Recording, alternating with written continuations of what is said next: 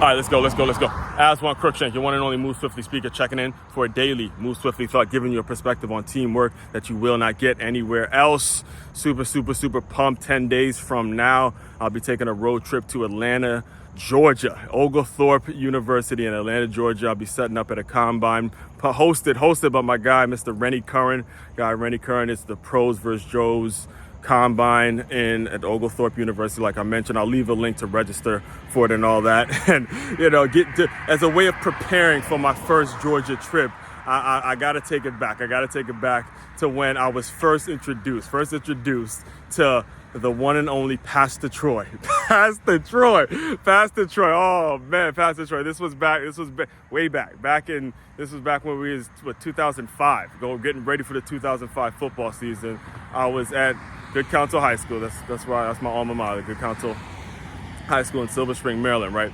And I'll never forget the first time I heard me some Pastor Troy. All right, the first time I heard some Pastor Troy was Tyrell Jones. Tyrell. Now, keep in mind the late Akeem Hebron. Him and Tyrell were like boys, like motherfucking boys, right? So I'll never forget this day. In the weight room, because it was I think it was around this time of year, or maybe a little earlier, whenever we started those summer workouts. I remember, because this was back in the day where you had to prepare. You didn't have Bluetooth, you didn't have just an iPod or whatever, something to connect to a phone, and you could play whatever song you want. It wasn't those days. You had to actually find the songs that you wanted, load them up on a CD. You only get about 10 to 12 tracks, a certain amount of hours on the CD.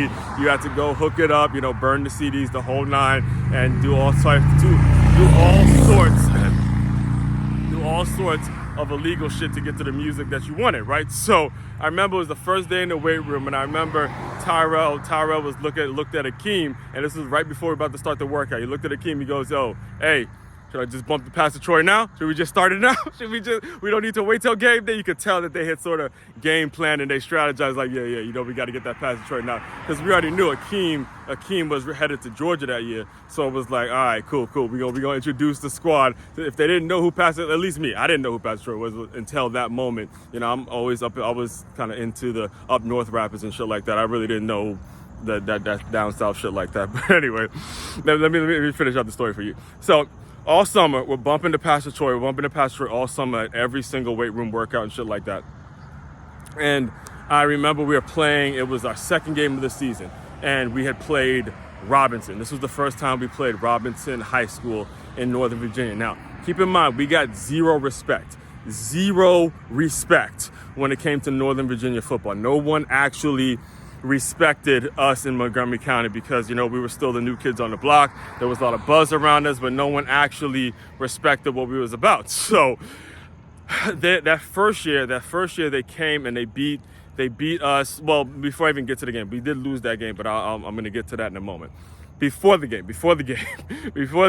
I remember we were going through a walkthrough, and I believe there were Robinson fans starting to show up to the game, and we back then when we were in Wheaton, we didn't necessarily have the away bleachers, so it looked kind of weird because we only had home bleachers. The way it worked is, Good Counsel fans would sit on one side of the bleachers, and then the other fans would sit on the other side of the bleachers, right? So what happened was, I guess when we were walking back to the locker room from our walkthrough, I guess Coach McFadden was the only, he was the brother, black man on staff, black coach and stuff. So when we were walking back to the locker room after our walkthrough, I guess he overheard something about how the Robinson fans were talking shit about, oh, we don't got away bleachers, or we're not really about it like that because our facilities weren't up to par, whatever it was. I mean, they were basically taking shots, and whatever got said, Coach McFadden took it really personally. So he brings us up in the huddle. Now, keep in mind, this is a gospel singer. Coach McFadden is a gospel singer. He don't normally cuss and do all that kind of stuff, but I don't know, I guess whatever got said from that fan, it made his ass cuss because he brought us all in. He brings us all in, and listen, he brings us all in, and he tells the story of whatever that fan said, and then he looks at us, he goes, "Let's show him what kind of fucking football we play."